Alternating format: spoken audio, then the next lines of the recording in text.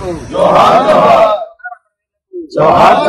కాపాడుకుంటాం 32 మంది ప్రాణ త్యాగాలతో సాధించిన విశాఖపట్నం స్టీల్ ప్లాంట్ ను కాపాడుకుంటాం 32 మంది ప్రాణ త్యాగాలతో సాధించిన విశాఖపట్నం స్టీల్ ప్లాంట్ ను కాపాడుకుంటాం.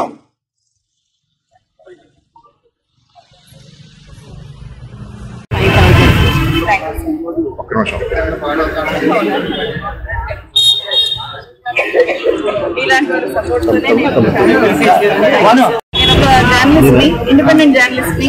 ఇక్కడ కనిపిస్తున్న చాలా మీడియా సంస్థల్లో నేను పనిచేసి బయటకు వచ్చి ఇప్పుడు నేనే ఒక చిన్న యూట్యూబ్ ఛానల్ స్టార్ట్ చేసి తులసి చక్ర పేరుతో వీడియోలు చేస్తున్న ఒక సాధారణ జర్నలిస్ట్. సో నేను ముందుగా చెప్పాలి అనుకుంటున్నాను ఏంటంటే, నా వెనుక ఏ పొలిటికల్ పార్టీలు లేవు. ఇక్కడికి రావడం వరకు కూడా మీరు ఇక్కడ ఉండే వాళ్ళని చూస్తే అర్థమవుతుంది. సో విశాఖ ఉక్కు ఆంధ్రుల హక్కు అనే ఉద్యమం ఎట్లా మొదలైంది అని చెప్పి తెలుసుకునే ప్రయత్నం చేసిన క్రమంలో చాలా బాధేస్తుంది. 32 మంది ప్రాణత్యాగాలు చేసి 1966 ఇదే నెలలో సుమారు 60 ఏళ్ళు అవుతుంది. ఒకే రోజు మనకు స్వాతంత్రం వచ్చిన తర్వాత ఒకే రోజు 32 మంది మన దేశ పోలీసులు, మన దేశ భద్రతా వ్యవస్థలు ఆ పోరాటాన్ని అణచివేయడానికి చేసిన కాల్పుల్లో, అప్పుడు కూడా ఆంధ్రప్రదేశ్ రాష్ట్రంలో, ఉమ్మడి ఆంధ్రప్రదేశ్ రాష్ట్రంలో ఇప్పుడు కాంగ్రెస్ గవర్నమెంట్ ఉంది, కేంద్రంలో కాంగ్రెస్ గవర్నమెంట్ ఉంది.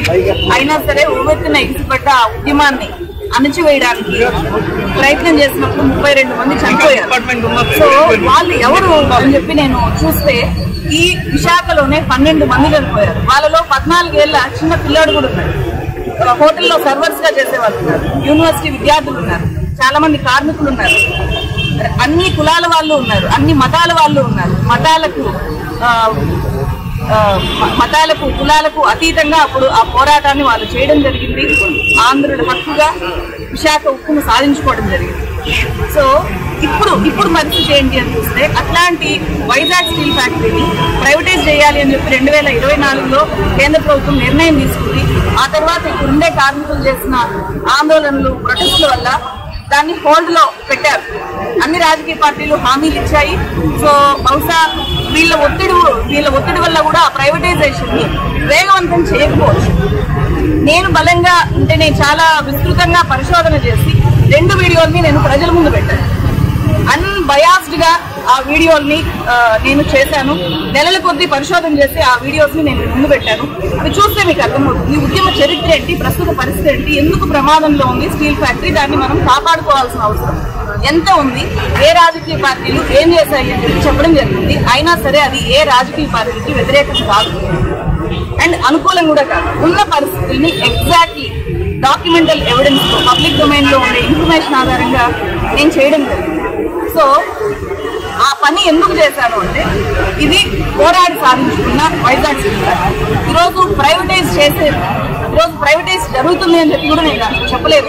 ప్రైవేటైజ్ చేయడానికి ఈరోజు టీడీపీ కానీ లేకపోతే వైఎస్ఆర్సీపీ గవర్నమెంట్ కానీ వీళ్ళు ఎవరు కూడా సాధ్యం కాదు. ప్రైవేటైజ్ జరగదు. నేను స్పష్టంగా చెప్తున్నాను, వైజాగ్ స్టీల్ ఫ్యాక్టరీ వెంటనే ప్రైవేటైజ్ చేయడానికి ఆ ధైర్యం ఎవరికీ లేదు. కానీ వైజాగ్ స్టీల్ ఫ్యాక్టరీని నిలబెట్టే ప్రయత్నం కూడా చేయదు. ఇది కుప్పకూలిపోవడానికి, దానంతటా అదే ఒక డొల్లగా మారి కూలిపోవడానికి మొత్తం అన్ని ప్రయత్నాలు చుట్టూ చేస్తున్నారు. దాంట్లో అదానీ పాత్ర ఎంతుంది? ఈ వైజాగ్ స్టీల్ ఫ్యాక్టరీ భూములు అదానికి ఎందుకు కావాలి? అదానికి వైజాగ్ స్టీల్ ఫ్యాక్టరీ పక్కనుండే అదానీ పోర్ట్ విస్తరణలో భాగంగా వైజాగ్ స్టీల్ ఫ్యాక్టరీ భూమి అనేది అదానికి ఎంత అవసరం అనేది మీకు కళ్ళకు కట్టినట్టు విత్ డేటా ఎవిడెన్స్ నేను చెప్పడం జరిగింది. అవి తప్పు అని చెప్పి మీకు ఎవరికైనా అనిపిస్తే నేను ఏ శిక్షకైనా రెడీ. అలాగే అదానీ అంటే వైజాగ్ సిటీ ఒక అదానీ సిటీగా మారిపోతుందా అని అనిపించింది నాకు. సో వైజాగ్ స్టీల్ ఫ్యాక్టరీకి ఒకవైపు పోర్ట్ ఉంటే గంగవరం పోర్ట్, అదానీ గంగవరం పోర్టు, ఇంకొక వైపు అదానీ అంబుజా సిమెంట్ ఫ్యాక్టరీ, ఇదే వైజాగ్ లోనే అదానీ డేటా సెంటర్ వస్తుంది, గూగుల్ అదానీ డేటా సెంటర్. ఈ రకంగా వైజాగ్ స్టీల్ ఫ్యాక్టరీని అదానీ క్రమక్రమంగా అదానీకి దీన్ని కట్టబెట్టడానికి ఎలా దీన్ని కుప్పగూలు చేస్తున్నారు, ప్రైవేటైజ్ చేయలు, దానంతట అదే కూలిపోయేలాగా చేస్తున్నారు. అది ఎలా చేస్తున్నారు అని చెప్పి నేను చెప్పిన తర్వాత దాంట్లో అన్ని పార్టీల భాగస్వామ్యము ఉంది. ఇంట్రెస్టింగ్ విషయం ఏంటంటే నేను ఆ వీడియో రిలీజ్ చేసిన తర్వాత చాలా మంది పొలిటికల్ లీడర్స్, దాంట్లో ఎంపీలు ఉన్నారు, ఎంపీని మించిన స్థాయిలో ఉండే వాళ్ళు ఉన్నారు, వాళ్ళందరూ నాకు ఫోన్ చేశారు. అమ్మ మీరు చాలా అద్భుతంగా చేశారు. ఇప్పుడుండే కూటమి ప్రభుత్వంలో చాలా అత్యున్నత స్థాయిలో ఉండే వాళ్ళు కూడా నాకు ఫోన్ చేశారు. ఫోన్ చేసి అమ్మ మీరు చాలా బాగా చేశారు, కానీ మేము ఏమీ చేయలేము, హెల్ప్లెస్ కండిషన్ లో ఉన్నాము అని చెప్పి. గతంలో వైఎస్ఆర్సీపీ గవర్నమెంట్ లో కీలకంగా పనిచేసిన వ్యక్తులు కూడా ఫోన్ చేశారు. సో దాంట్లో ఎంపీలు, ఎమ్మెల్యేలు చాలా మంది కాల్ చేస్తున్నారు. ఆ వీడియోస్ చూసిన తర్వాత నిజమే మీరు చెప్పింది, అన్ని వాస్తవాలే, కానీ మేమేం చేయలేకపోతున్నాం. ఎందుకు ఏమి చేయకూడదు? ఇదే వైజాగ్ స్టీల్ ప్లాంట్ తో పాటు వేరే రాష్ట్రాల్లో అంటే కర్ణాటకలో, తమిళనాడులో, వెస్ట్ బెంగాల్లో, ఛత్తీస్గఢ్ లో 4 స్టీల్ ఫ్యాక్టరీని అఫీషియల్ గా ప్రకటించింది సెంట్రల్ గవర్నమెంట్. దీపం సో వీటిని ప్రైవేటైజ్ చేయట్లేదు అని చెప్పి అఫీషియల్ గా ప్రకటించినప్పుడు వైజాగ్ స్టీల్ ఫ్యాక్టరీని అఫీషియల్ గా ప్రకటించలేదు. సో ప్రకటించకుండా అఫీషియల్ గా మేము ప్రైవేటైజ్ చేయము అని చెప్పి అఫీషియల్ గాను ప్రకటించలేదు. అలాగే దీనికి మేము నిలబెడతాము అని చెప్పి కూడా జరిగింది. మెయిన్ ప్రాబ్లం ఏంటి అనేది నేను చెప్పాను. ఏంటి అంటే ఐరన్ ఓర్ మైన్స్ లేవు కాబట్టి, దీనికి వేరే ప్రత్యామ్నాయ మార్గం లేదు కాబట్టి సెయిల్ లో కలపడం ఒక్కటే మార్గం అని చెప్పి నాకు అనిపించింది.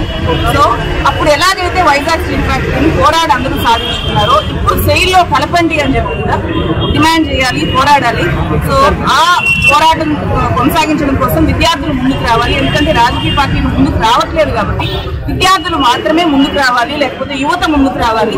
ఈ వైజాగ్ స్టీల్ ఫ్యాక్టరీ కార్మికులతో పాటు పోరాడాలి అని చెప్పి నేను చెప్పాను. కానీ దాన్ని చాలా మంది తప్పుగా ప్రొజెక్ట్ చేస్తున్నారు.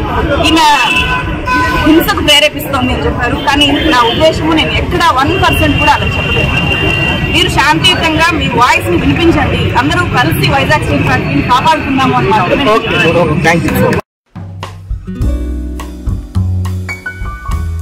మరిన్ని విశాఖ ఉక్కు RNL వార్తల కోసం మన వైజాగ్ స్టీల్ ఫ్యామిలీ యూట్యూబ్ ఛానల్లో సబ్స్క్రైబ్ అవ్వండి.